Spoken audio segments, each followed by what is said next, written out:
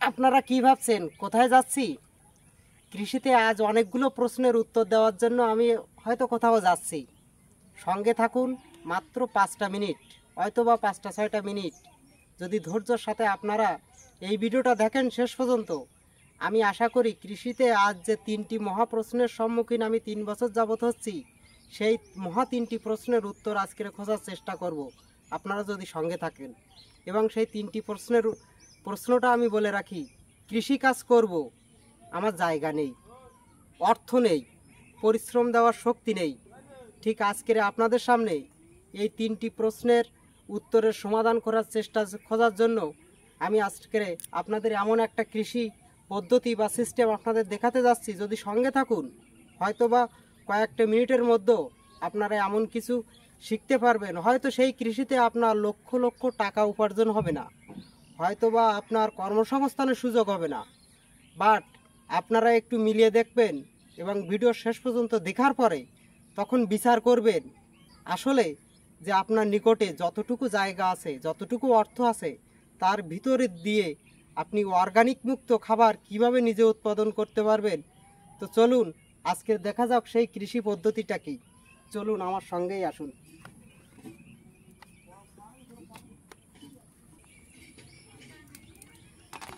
দেখেন বন্ধুরা, কি দেখছেন? দেখেন এদিকটা দেখেন, প্লাস্টিকের টবে অর্গানিক সবজি, এবং এই সবজিগুলো আমি এক এক করে আপনাদের দেখাবো। দেখেন জায়গা নেই, দেখেন ঘরের চাল ব্যবহার করছি। এখানে আছে মিষ্টি আলু, এখানে আছে আপনার এটা কি শাক বলে, ব্রাহ্মী শাক, হয়তো যাই হোক একটা, এই শাকটার স্থানীয় ভাষায় আমাদের এখানে ব্রাহ্মী শাক বলে, এইটা বলে থানকুনি, এটা পুঁই শাক। দেখেন এদিকটায় দেখেন, এদিকটায় বলে এইটা বলে হেলাঞ্চ শাক, এবং এই পাশে দেখতে পাচ্ছেন আমি মরিচ, এইগুলো মরিচ চাষ করেছি, এগুলোই আছে কলমি শাক।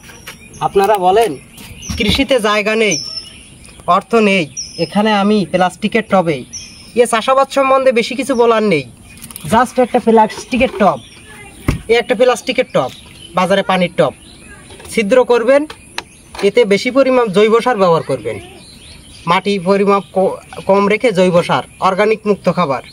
তো এই জৈব সার ব্যবহার করে জাস্ট এর কাটিংগুলো লাগিয়ে দিবেন, ব্যাস ব্যাস। এই চাষাবাদ প্রক্রিয়া আপনাদের তেমন জটিলতা নেই। আপনি 12টা মাস, এই যে আমি 5-6টা সবজির কথা বলছি, আপনি 12টা মাস আপনি উৎপাদন করতে পারবেন। এবং এটা হচ্ছে 100% অর্গানিক, 100% অর্গানিক, এখানে কোনো রাসায়নিক সার ব্যবহার করা হয় না। এবং একবার লাগিয়ে দিলে আপনি 12টা মাস এই সবজিগুলো আপনি খেতে পারবেন। দেখেন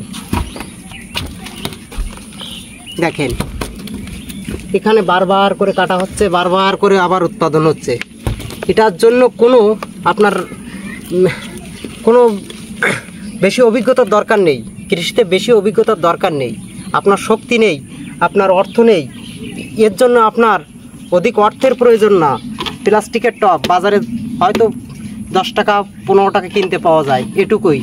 আর এই যে প্লাস্টিকের টব আপনার 2 থেকে 3 বছর, এখানে দেখতে পাচ্ছেন 3 বছর এই টবগুলোর বয়স। অতএব আপনি চিন্তা করে দেখেন, এটা একটা টেকসই কৃষি। বাড়ির আঙ্গিনায় আপনার যতটুকু জায়গা আছে, এরকম চাল যদিও বা না থাকে, যেহেতু আমারও কৃষিতে জায়গার সংকট, তারপর আমি বলছি যে যাদের জায়গার সংকট, অর্গানিক মুক্ত খাবার এবং এইসব সবজিগুলোর উপকারিতা এ আপনারা অনেকেই জানেন, আমি কি বলবো, আপনারা অনেকেই জানেন যে এই সবজিগুলো যে কতটা উপকার, এটা আপনারা হয়তো অনেকেই জানেন। তাই আমি বারবার করে আপনাদের বলি যে কৃষিতে যে সকল তরুণ উদ্যোক্তা তৈরি হতে চান, তাদের উদ্দেশ্যে আমি বলি যে আপনারা সহজ কৃষিটাতে শুরু করেন, এমন কৃষিটা দিয়ে শুরু করেন, কৃষিতে অনেক কিছু জানার আছে, অনেক কিছু শেখার আছে। তাই ছোট করে যখন আপনারা প্রাথমিক শিক্ষা অর্জন ছাড়া আপনি হাই স্কুলে যেমন পড়তে পারেন না, আপনি একবারে তো কলেজে উঠতে পারেন না, তাই ধাপে ধাপে কৃষি পেশাকে আপনারা অবশ্যই আত্মকর্মসংস্থানের অবশ্যই একটা ভালো পথ, এবং এই পথ যদি আপনি সঠিকভাবে ব্যবহার করতে পারেন, পরিকল্পিতভাবে এবং আপনার যুগ উপযোগী, কৃষিটাকে আধুনিক পর্যায়ে নিয়ে করতে হবে। কৃষি একটা বিশাল জ্ঞান ভাণ্ডার, এখানে জানা বোঝার অনেক কিছু আছে। তাই এই সকল কৃষিগুলো হয়তো অত গবেষণার কিছুই নেই, তবে আপনি যদি সহজে এইগুলো করতে পারেন, দেখেন পারিবারিক চাহিদার জন্য, বেশি নয়, পারিবারিক চাহিদার জন্য আপনাকে সারা বছর যদি এমন একটা সবজি বাড়ি আপনার করে সাপোর্ট করে, তাহলে আপনি ভেবে দেখেন বর্তমান যে সবজির উচ্চ মূল্য, সেগুলো থেকে আপনি যদি এইগুলো উৎপাদন করে বাড়ির আঙ্গিনায় যে কোনোভাবে হোক উৎপাদন করে, আপনি যদি সেটা অর্গানিক মুক্ত খাবার আপনি যদি উৎপাদন করতে পারেন, কৃষিতে আর কি চাই। তাই আমি সকলকে আহ্বান জানাবো যে আপনারা যে পেশায় থাকুন না কেন, আপনি সরকারি চাকরিজীবী, আপনি হয়তোবা স্টুডেন্ট, যে পেশায় থাকুন না কেন, সকল পেশার পাশাপাশি এর জন্য আপনার আলাদা কোনো কিছুর গবেষণার কোনো কিছুর প্রয়োজন নেই, একবার লাগিয়ে দিলেই হয়ে যাবে। তো সকলকে ধন্যবাদ। আমি আশা করি কৃষিতে যে সকল প্রশ্নগুলো ছিল, আমি মনে করি একরকম ছোট ছোট কৃষি দিয়ে হয়তো তাদেরকে আমি এইটুকু বোঝানোর চেষ্টা করছি যে আপনারা ছোট করে হলেও উৎপাদনের দিকে মনোযোগ দেন। কারণ একটা উদ্যোক্তা হওয়া যেমন সহজ কাজ নয়, তেমন একটা পণ্য, একটা সবজি বা কোনো কিছু উৎপাদন পরিকল্পিতভাবে যদি হয় তাহলে সেটা কঠিনও নয়। তাই সকলকে ধন্যবাদ জানিয়ে আবারও আমি বিদায় নিতে চাচ্ছি, এবং আপনাদের কৃষিতে যত প্রকারের সহযোগিতা লাগে আমি সর্বোচ্চ চেষ্টা করব। সেটা হয়তো মুখের কথা দিয়ে হোক বা আপনার কৃষি কর্মকাণ্ড যেখানে দেখব যে আমার বন্ধুরা বা ভাইরা যেভাবে হোক কৃষিটা সহজ করে হলেও কৃষিটা করতে চায় বা করতে পারে, এরকম সহজ কৃষিগুলোই আমি প্রথমে আপনাদের দেখাবো। কারণ আমি চাই কঠিন কোনো কৃষিতে না নেমে, অর্থ বিনিয়োগ না করে আপনি সহজ কৃষিতে আসেন। সহজ কৃষি আপনার লাইফের হয়তোবা মোড়টাই ঘুরে দিতে পারে। তো নতুন যে সকল বন্ধুরা আছেন অবশ্যই আমার চ্যানেলটাকে সাবস্ক্রাইব করে পাশে থাকবেন, আর লাইক কমেন্ট শেয়ার এগুলো করে অবশ্যই সহযোগিতা করবেন।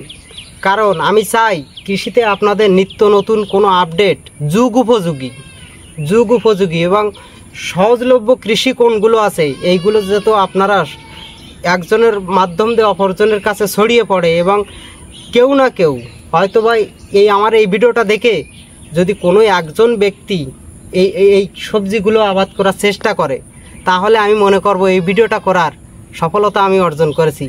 তাই সকলকে আবারও ধন্যবাদ জানিয়ে আজ এখানেই বিদায় নিচ্ছি। দেখা হবে অন্য কোনো একটা ভিডিওতে। সবাই ভালো থাকুন, সুস্থ থাকুন।